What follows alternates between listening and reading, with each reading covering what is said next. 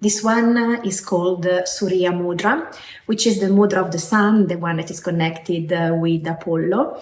And it helps you to come out of anxiety, out of pain, out of fear.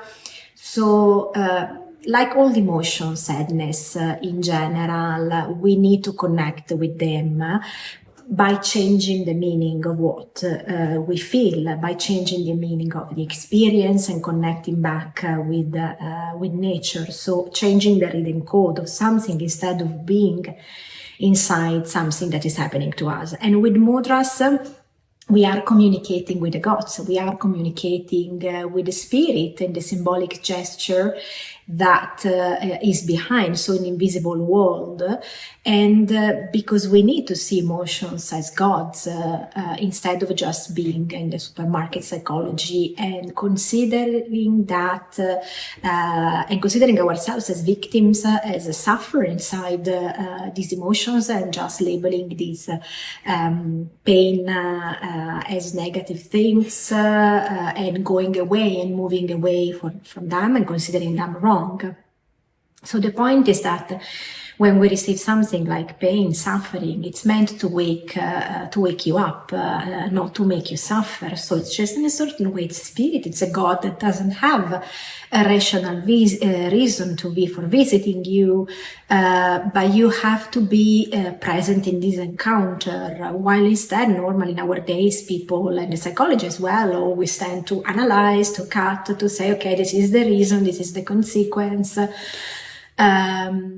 But we live here and now, so everything is happening right now. So when it happens, we just simply need to be able to change the vision and consider that we can have a dialogue with what's happening to us and accept it and welcome it, even if it's not pleasant. And for doing that, we need to develop a poetic mind. So we need to do something that is specifically in Japanese shamanism, because, for example, anxiety would come from something that is dissatisfaction, or from something that we lack in general. But when we consider this lack as a spirit, and we communicate with this lack, and we start repairing this lack and doing a specific work, we can develop a different way of thinking, a different way of living, instead of just using the rational mind that is the one that we are using in our daily life. And anxiety is the fear of the unknown, is the fear of not to be able to control what is happening to us. But when we need to, there are basically two ways for overcoming that, through the healing process, and also through having a conversation with our main spirits, removing the Vilumaya, considering that everything is already present in front of us, and we just need to have a way to interpret what is happening to each of us. Of course, our mind is coming and saying that this is madness, that we need to think of something that is logic that can be explained.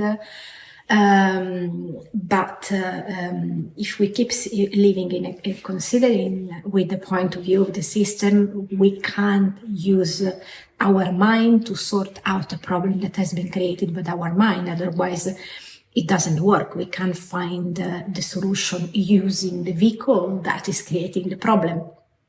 We need to develop a different mind, a different way of thinking, always considering that what is happening to us has a natural element, and we are part of nature as well. So we need to think as a part of nature, and not use the tools that our society would impose us to use, and not consider the bad happenings as a misfortune, as something that we need to have a resistance, but need to interpret and read the images that are coming to us by starting in having faith in these images and observing these images, because they are a way from which the divine, the universe, is communicating to us. So when we are in front of a sunset, for example, that sunset is communicating something to us. It's not just simply a beautiful sunset that is coming to us.